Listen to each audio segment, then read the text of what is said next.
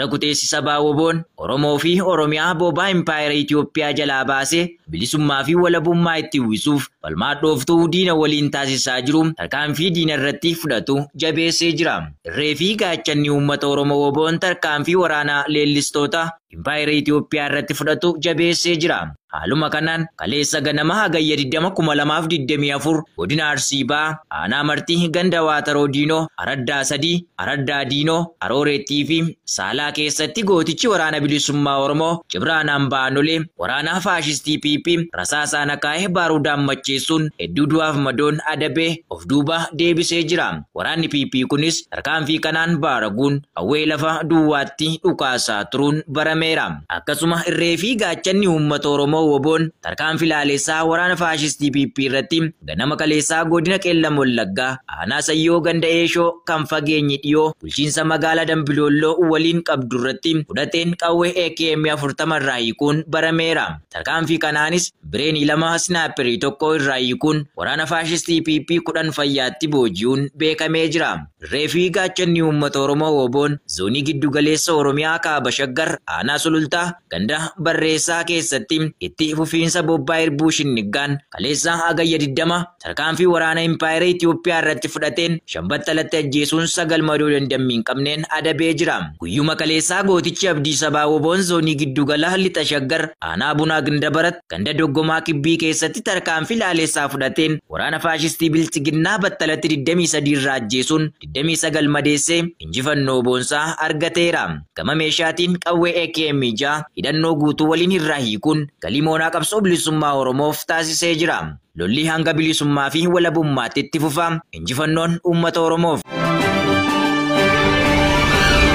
Bawallaggaan Asaasigaa waraanni faashistii PP namna gaa tokko rasaasaan rukutuun ajjeesan jaalaqaafan fayyeeraa waan qindeeffatu qaba. Ajjeefamuun uummata Oromoo Impaayera Itoophiyaa keessatti hanga du'a bineensota bosonaatti kan hin lakkaa'amne ta'uun har'as ilmaan Oromoo Oromummaa isaaniin yakkamuun ajjeefamaa jiru.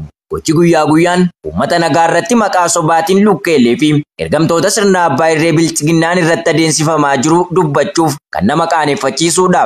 Waraanni aangoo sirna nama tokkoo tiksuuf bobbaafaman namoota nagaa manneen isaanii irraa butuun murtii seeraa tokko malee ajjechaa irratti raawwachaa kan jiran yoo ta'u guyyaa dheengaddaa hagayya 20 2024 godina Baha Wallaggaa aanaa Asaasigaa bulchiinsa magaalaa Jimaateetti namni nagaan tokko ajjeefamuun beekameera. Gara jabummaa waraanaa sirna dhablee kanaan ololeen Abiy Ahimad uummata akka ajjeesaniif bobbaaseen namni ajjeefame kunis maqaan isaa Guddataa Olaanaa kan jedhamu yoo ta'u waaree booda saayitii 9tti bulchiinsuma magaalaa Jimaateetti akka lubbuu isaa dabarsanis beekameera. Kana malees waraanni faashistii PP manneen jiraattotaa irra deemuun maqaa sakattaa waraana bilisummaa Oromoon bobbaafamanii hidhaa fi saamicha taasisaa akka jiranis kan himamu yoo ta'u yakki guutuu onichaatti raawwatamaa jiru jiraattotatti dhiyaaddoomee akka jirus beekameera. Kaab shaggaraana dhaaba bootee keessa waraanni faashistii PP hawaasa nagaa ajjeesuuf fufi jaalqinna sababa linni sakkattaa nuti isiniif dhiyeessa. Ilaalcha uummata Oromoo ajjeesanii jiilchuu jedhu qabatanii socho'aa kan jiran loltoonni fi ergamtoonni sirnichaa akkuma ajaja oliitti kennametti uummata Oromoo qe'ee fi ooyiruu isaa irratti lubbuu obbaasaa oolu.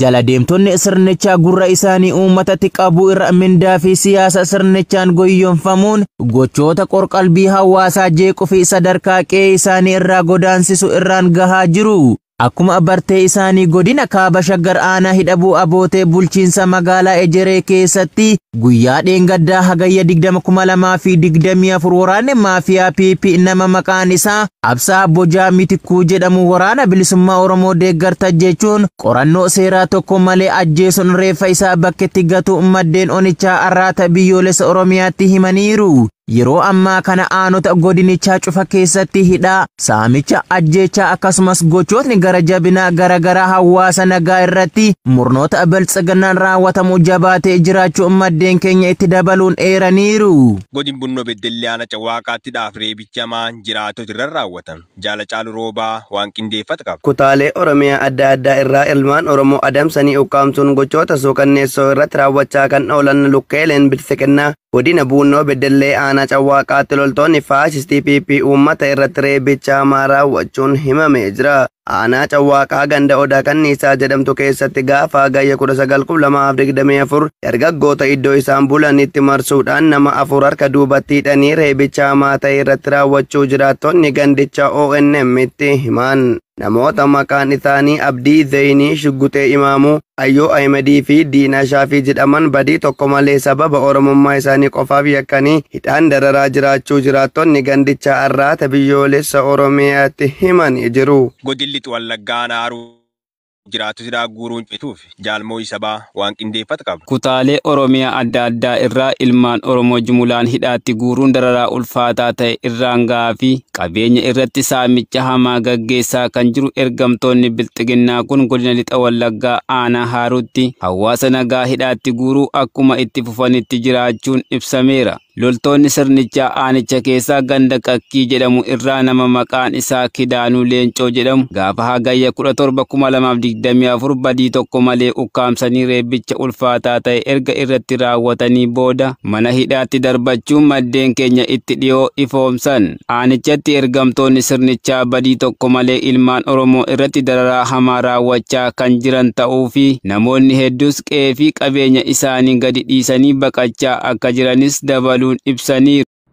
Kaaf shaggaraana yaayya gullallee keessan namoonni ja'a manidhaa irra baafamuun ajjeefaman. Jaalir Burugaa bal'inni isaa kattaanutti isiniif dhiyeessi. Namoota fayyaalessa hubannoo siyaasaa hin qabne karaa irraa qabanii mana hidhaa galchuun guyyootaaf erga tursiisanii booda jumulaan baasanii ajjeesanii bakkeetti gatanii bineensa nyaachisuu fi namoota itti waamanii ilaalchisuu hojii isaanii hangafaa godhachuun dhiiga ilmaan Oromootti qoosaa jiru. Guyyaa kaleessaa hagayya 20/2024 godina kaaba shaggaraanaa yaayyaa gullallee keessatti dargaggoota 6 mana hidhaarraa baasuun haala suukanneessaa ta'een ajjeesanii bakka tokkotti gatuu jiraattonni ijaan argan ONM'tti himan. Namoota ajjeefaman kana keessaa hanga gabaasni kun qindaa'etti dargaggoo Darajjuu Jootee Fooqaa kan gandi dhaloota isaa Kuchuu ta'e keessatti akka argamus jiraattonni ONM'if eeran. Namoota ajjeesan kanneenis bakka tortoraa fi bineensi nyaachuu danda'utti gatuu jiraattonni himuun namoonni kaafatee akka hin awwaallannes gochaa turanis jedhan. Yuunivarsiitii Amboo barsiisonni bilchiginnaa walga'ii turan mindaan kaffalamuuf diduun beekame.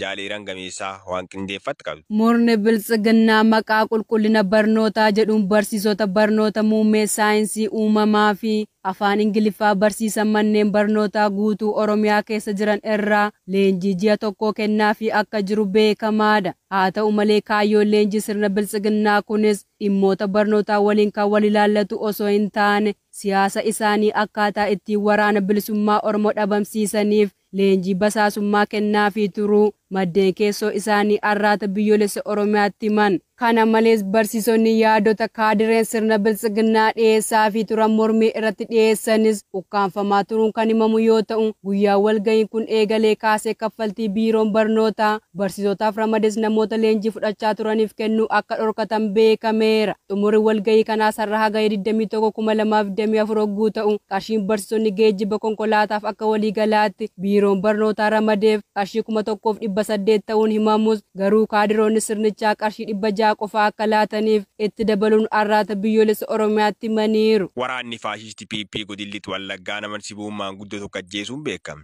Jaalimoona Fayyisaa bal'inni isaa kattaanutti isiniif dhiyeessa. Dhiiga namoota qulqulluu dhangalaasee umurii aangoo isaa waan dheereffatu kan itti fakkaatu mootummaan nama nyaata bilchiginnaa golee Oromiyaa mara keessatti sababa garaagaraa itti maxxansuun uummata nagaa ajjeesu hidhuu saamuu fi dararuu cimsee itti fufeera. Haaluma kanaan guyyaa dheengaddaa jechuun hagayya 19/2024 waraanni maafiyaa impaara Itiyoophiyaa godina lixa Wallaggaa aanaa mana sibuu bulchiinsa magaalaa Beenguwaa ganda Waannashaa Daabbus jedhamutti abbaa ijoollee 3 kan ta'e nama maqaan isaa Obbo Mitikuu Dirribaa jedhamu badii tokko malee akka bineensatti rasaasa itti roobsuun ajjeesuu maddeen keenya nuuf himan. Akka maddeen keenya himanitti maanguddoon kun nama siyaasa kam keessayyuu qooda hin qabnee fi hawaasa naannoo biratti jaalatamummaa guddaa qabu yoo ta'u osoo isaan balbala mana isaanii dhaabbatanii bilbila isaanii waraana bilisummaa Oromoof odeeffannoo laatta jechuun badii tokko malee akka bineensatti itti dhukaasuun ajjeesan jechuun arraata biyyoolessa Oromiyaatti himaniiru. Godin Bashaggar magaalaa kamii loltoonni faashisti PP hidhamtoota maallaqa guddaa gaafataa jiraachuun himame. Jaalmoo sababa bal'inni isaa akka taanutti isiniif dhiyeessa. Loltoonni sirnichaa yeroo adda addaatti ilmaan Oromoo yakkuun qabanii mana hidhaatti darbachuun qarshii hedduu gaafataa fi